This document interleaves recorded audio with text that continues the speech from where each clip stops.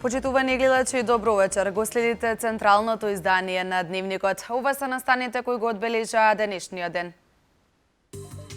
Невработеноста во Македонија падна на рекордно најниско ниво од 25,5%, објави Државниот завод за статистика. Зголемена капитација за матичните лекари и стоматолозите.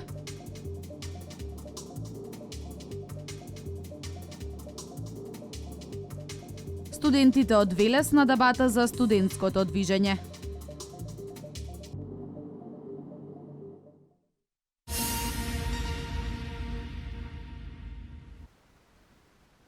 Македонија го достигна најниското ниво на невработеност. Државниот завод за статистика денеска испадна со податок дека процентот на невработеност во Македонија изнесува 25,5%.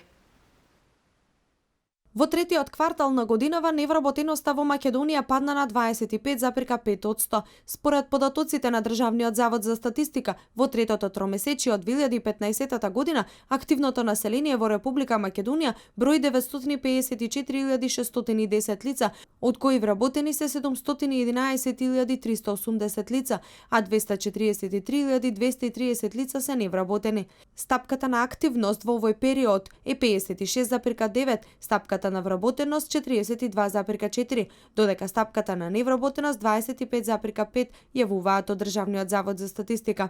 Во вториот квартал од годинава невработеноста изнесуваше 26,8%, што значи намалување од 1,3%. Според познавачи на економските состојби, причина за зголемување на бројот на вработените лица во земјава се владините мерки, како што е Македонија вработува, а кои овозможуваат голем број лица што немале работа или пак биле хонорарно ангажирани да добијат работно место.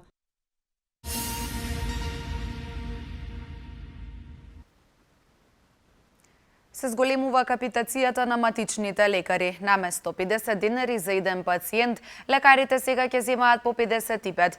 Одлуката на владата да се зголеми финансиската поддршка за матичните лекари значи овозможување на услови за подобар здравствен систем.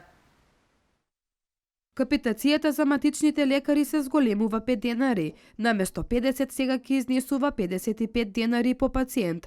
Тоа значи дека матичните лекари од Фондот за здравство ќе добиваат повеќе финансиски средства за прегледите на пациентите. Сдруженијето на приватни лекари во Република Македонија го поздравува потегот на Фондот за здравство на Република Македонија со кој што бодот кај матичните доктори од 50 оди на 55 денари.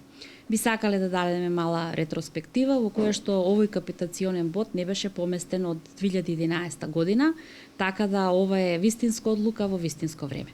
Доктор Чолакова Дервишова смета дека со зголемувањето на капитацијата се дава поддршка за здравството, а тоа ќе резултира да се подобри квалитетот на здравствените услуги. Со тоа приватните доктори ќе можат да го држат чекорот на сите реформи, да обноват апарати, да можат да ги покачат платите и да можат да ги издржат сите давачки кои што се од страна на државата. Со зголемувањето на капитацијата, доктор Чолакова Дервишова вели дека сега за сега нема да се покачат прегледите на пациентите.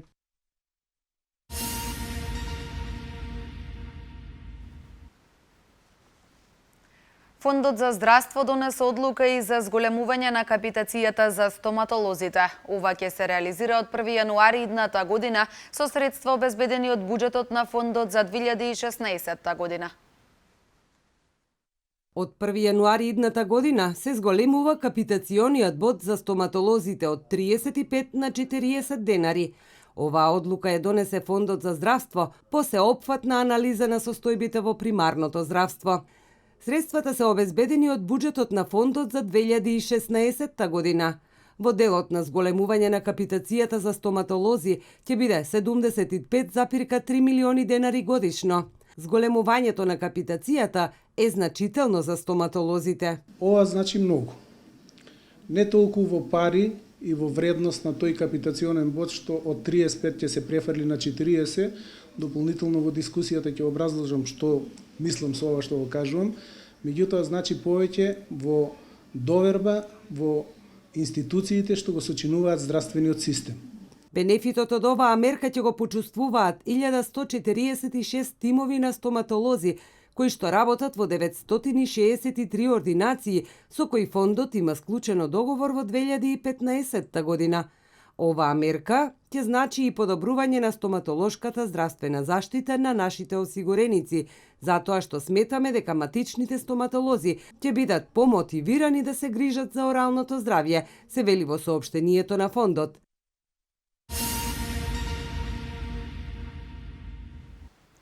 Десетата трибина од планираните 12 Либерално-демократската партија ја одржа вчера вечер во Велес.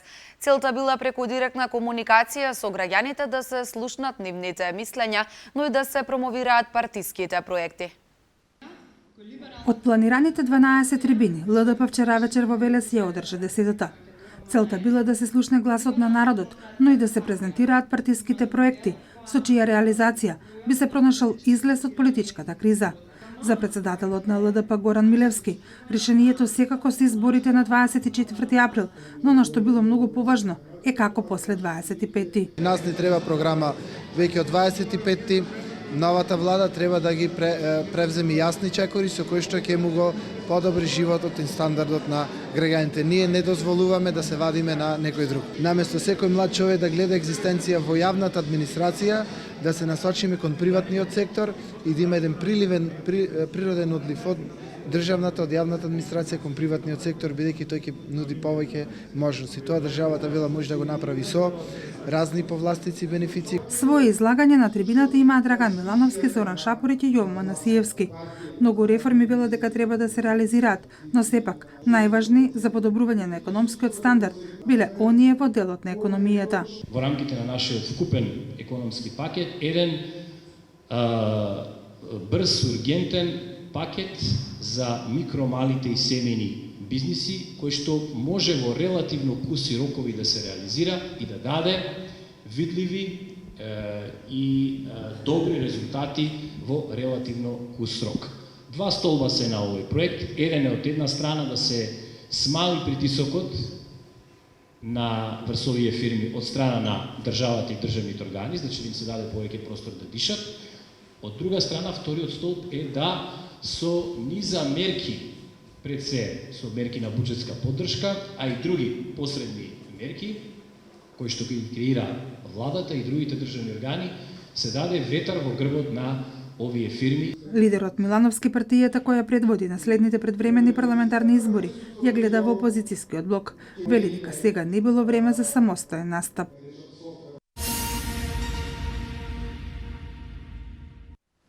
Одговорно, транспарентно и посветено работење, ова се принципите по кои се води ВМРО ДПМН.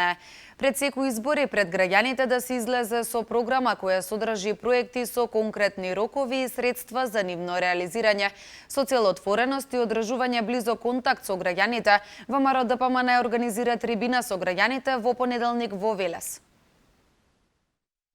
На 14.12.2015 година понеделник, со почеток од 20 часот, во салата Бели Мугри ќе се одржи јавна трибина на која ќе присуствуваат министри во владата на Република Македонија, пратеници во Собранието на Република Македонија, високи државни функционери, директори на државни јавни предпријатија и останати представници на партиско раководство. Ги покануваме граѓаните на општина Велес да бидат дел од оваа трибина која во рамките на кампањата на Македонија и треба твојата идеја. Со своето присуство да земаат активно учество во истата, презентирајќи ги своите идеи, сугестии, размислувања и предлози кои ќе бидат вметнати во новата програма за престојните парламентарни избори.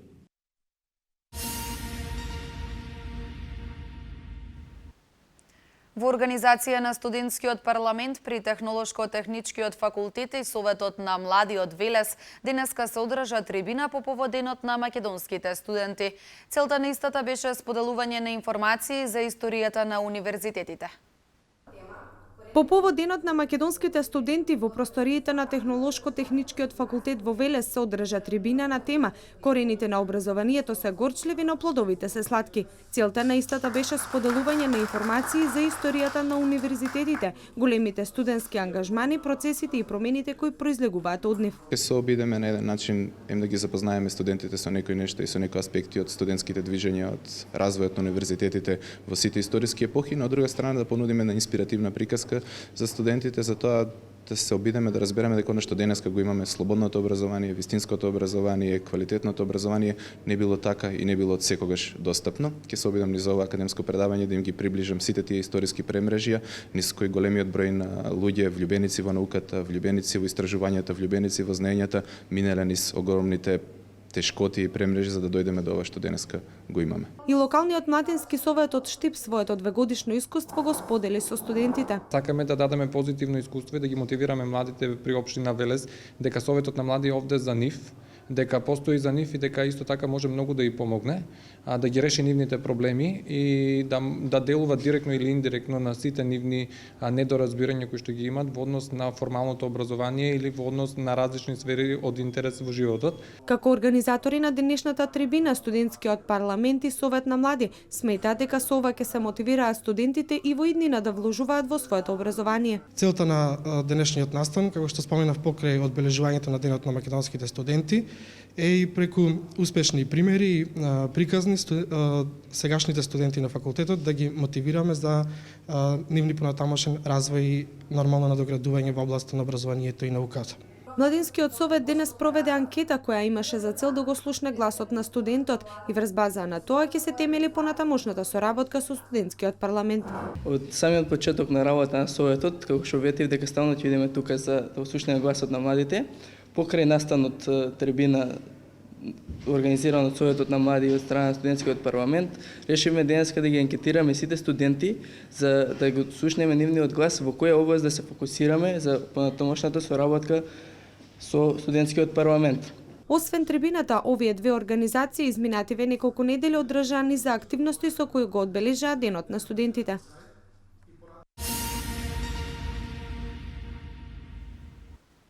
Во рамки на проектот Велес град на културата за 2015 година, вчера вечер се одржа концерт на Сара Пројковска и Петруш Петрушевски. Двајцата уметници имаа можност да се представат пред љубителите на класичната музика на малата сцена во Велешкиот театар.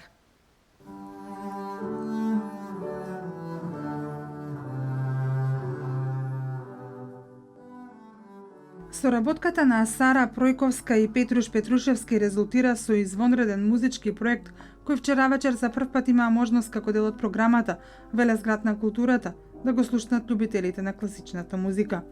Од класицизмот па се до модерното време, на репертоарот имаше од се по нешто. Промовирање на нови репертоари, промовирање на културата, едукација на младите луѓе, да им преде во навика да посетуваат повеќе вакви настани, да се збогатуваат себе си со едно ново културно богатство, бидејќи сепак сметам дека класичната музика е токму таа која ја дава таа тежина кај еден млад изграден човек.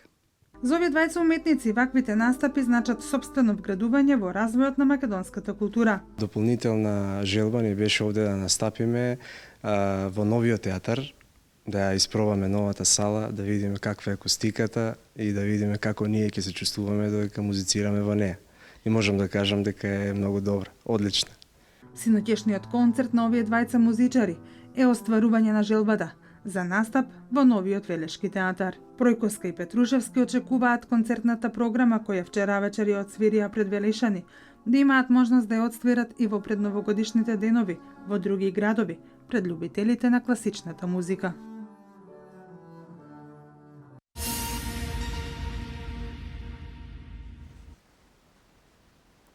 На македонско-грчката граница поставени метални столбови оградени со жица како превентивна мерка за бегалците. Германска поддршка од 2 милиони евра за Македонија за бегалската криза. Вести од Македонија. На македонско-грчката граница веќе трет ден поред десетици припадници на армијата на Република Македонија работат на заштита на граничниот премин Меджитлија. Метални столбови високи 3 метри, оградени со жица, се испречија меѓу нивите како превентивна мерка во случај бегалците да навлезат од јужната граница. Жичената блокада ќе биде во должина од 10 на километри, поточно од легалниот премин Меджитлија до котата 158 во близина на караулата кај битолското село Драгош. За сега нема информации дали оградата ќе се прошири на другиот дел од граничниот појас, односно на југозапад, каде што се наоѓа целата Меджитлија, Кременица и Гермијан. Патроли на граничната полиција редовно вршат контроли за да се спречи нелегално преминување на границата во деловите што не се покриени со оградата.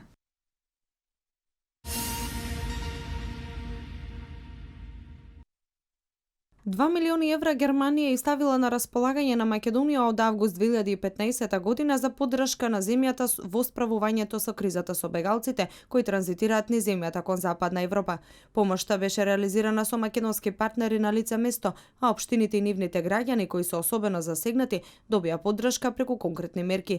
По првата помош од 200.000 евра која во месец август ја додели Германија преку Германскиот Црвен крст во партнерство со Македонскиот Црвен крст, во месец септември беа доделени уште 400.000 евра за згрижување на бегалците како и за уредување на санитарни чворови во транзитниот центар Табановце. Во месец октомври пристигна уште една помош за згрижување на бегалците во Табановце со кебиња, облека, хигиенски артикли и друго.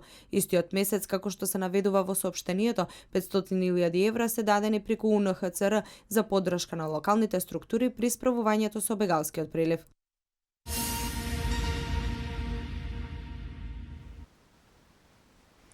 Европската комисија смета дека Грција, Италија и Хрватска не се доволно ефикасни во собирањето од дигитални отпечатоци од кандидатите за азил.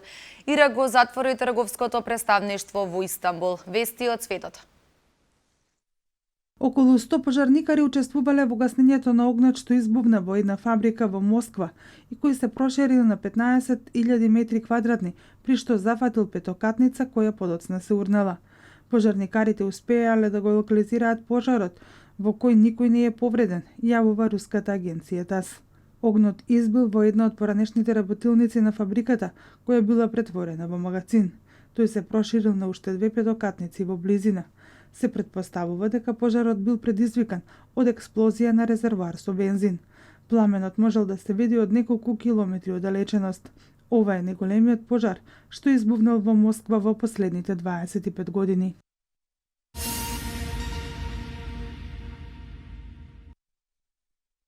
Ирак затвори трговско представништво во Истанбул.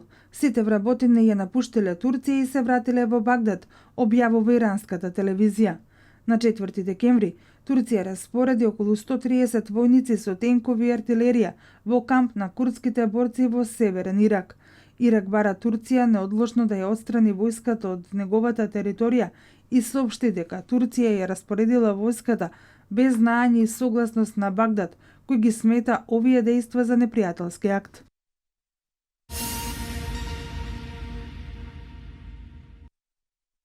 Европската комисија смета дека Грција, Италија и Хрватска недоволно се ефикасни во собирањето дигитални отпечатоци од кандидатите за азил и нелегалните мигранти кои пристигнуваат на нивната територија, пренесуваат француските медиуми.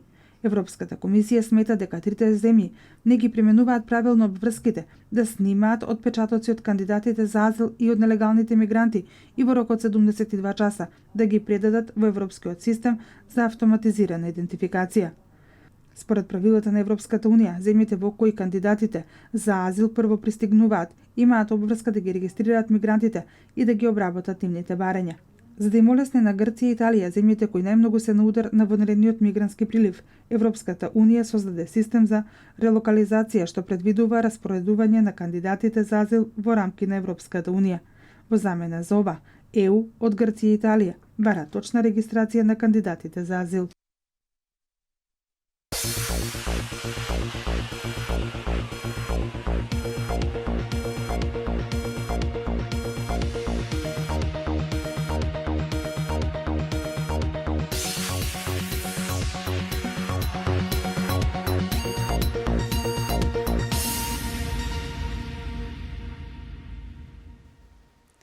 Ракометарите на Металург со убедлива победа против Охрид со резултат од 36 наспрема 25. Ракометниот клуб Вардар останува без најдобрите ракометари. Репрезентацијата на Македонија се подготвува за Европското првенство во Полска. Домашен спорт. Комитите вчера покрај навивачката еуфорија на градскиот стадион дивеели низ Велес, но и во еден маркет лоциран во непосредна близина на автобуската станица. Во писменото соопштение кое СВР Велес го испрати до медиумите, пишува дека вчера околу 16:30 часот 11 лица од навивачката група Комити извршиле насилство над повеќе граѓани во маркет лоциран на улица Ангел Мише во Велес, на тој начин што откако нивни член од групата бил фатен при кражба на чоколади од маркет, останатите од групата почнале да ги навредуваат, малтретираат и да им се закануваат на вработените со физичка пресметка, пошто ги кршеле корпите пред влезот на маркетот и се обиделе насилно да ја отворат влезната врата која била затворена после кражбата. При тоа оштетиле и патнички автомобил марка Volkswagen Polo. По целосно документирање на настанот од страна на секторот за внатрешни работи Велес ќе бидат поднесени кривични пријави за насилство и напад над службено лице при вршење работи на безбедност и прекршочна пријава против 2 лица за сторен прекршок од областа на Законот за спречување насилство и недостојно однесување на спортски надпревари.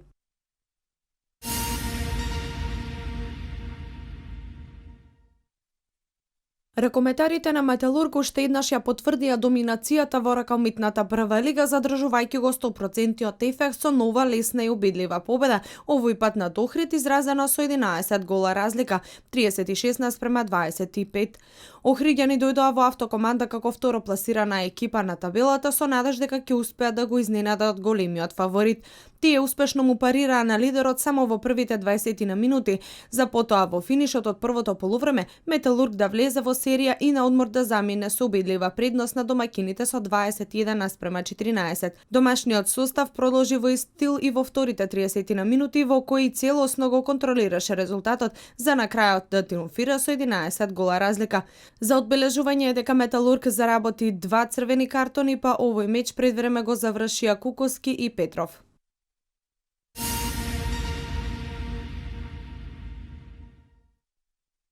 Можеби најдобрите ракометари на РК Вардар во тековната сезона се заминуваат од клубот. Рускиот интернационалец Сергеј Горбок по завршувањето на оваа надпреварувачка сезона ќе замине од Вардар, откако спогодбено е договорено тој пред време да биде ослободен од обврските, објави клубот на својот официјален сајт.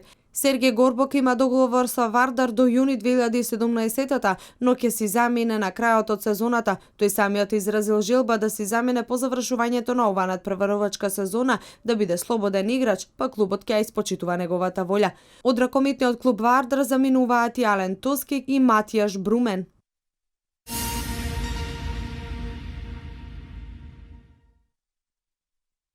Селекторот на сениорската машка репрезентација на Македонија Ивица Обрван објави список од 28 ракометари кои ќе бидат во конкуренција за настап на Европското ракометно првенство во Полска во јануари. Петар Ангелов дефинитивно нема да биде дел од националниот тим на престојниот шампионат, откако не се најде на овој поширок список. Голманот на Вардар не беше дел ниту на претходната прозивка и турнирот во Хрватска, а неговото име не се наоѓа ниту на овој список на Обрван, кој може единствено да се крати, а не и да се додаваат нови имиња. Новост е вклучувањето на Даниел Дупјачанец, кој по добрите настапи на голот на Металург е вклучен и во репрезентацијата. Првенството почнува на 15 јануари 2016 година, а Македонија своите надпревари од групата ќе ги игра во Краков. А еве кој се наоѓа на списокот.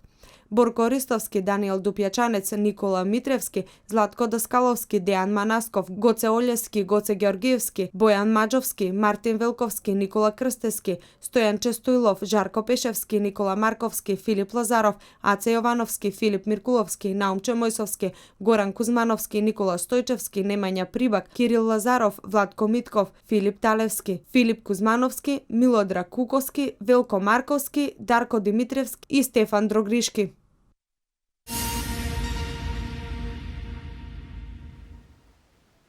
Македонскиот репрезентативец Иван Тричковски не избори европска пролет. Реал Мадрид е официјално исфрлен од купот на Шпанија.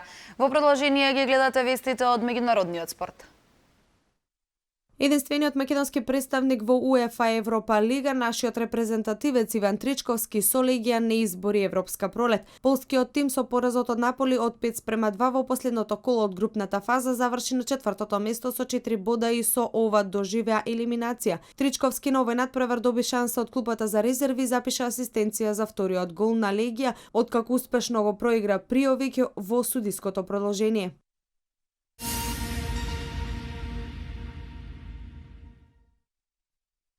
Агим Ибраими ги израдува фановите на Марибор откако стави подпис на нов договор со словенечкиот клуб. Според истиот македонскиот репрезентативец се обврза кон Марибор до 2019 година, со што и двете страни потврдија дека се задоволни од соработката која ќе продолжи наредните години. Ибраими сезонава има 8 гола и 6 асистенции во дресот на словенечкиот прволигаш, каде вкупно има постигнато 40 погодоци на 161 настап. Досегашниот договор на нашиот репрезентативец истекуваше во 2017 година, а тој во Марибор настапува од 2011, иако имаше краток излет во редовите на Каљари.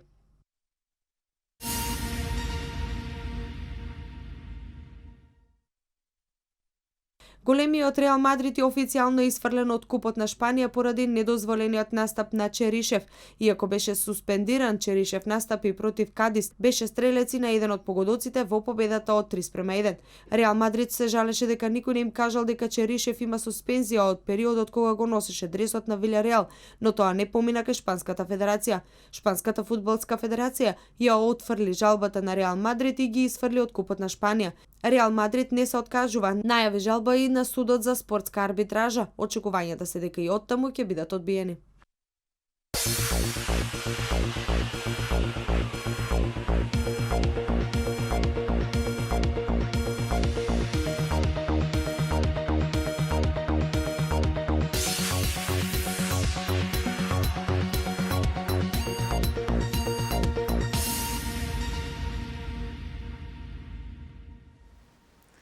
Денеска имавме претежно облачно време, а за викендот метеоролозите најавуваат почести сончеви периоди. Да ги погледнеме и деталите.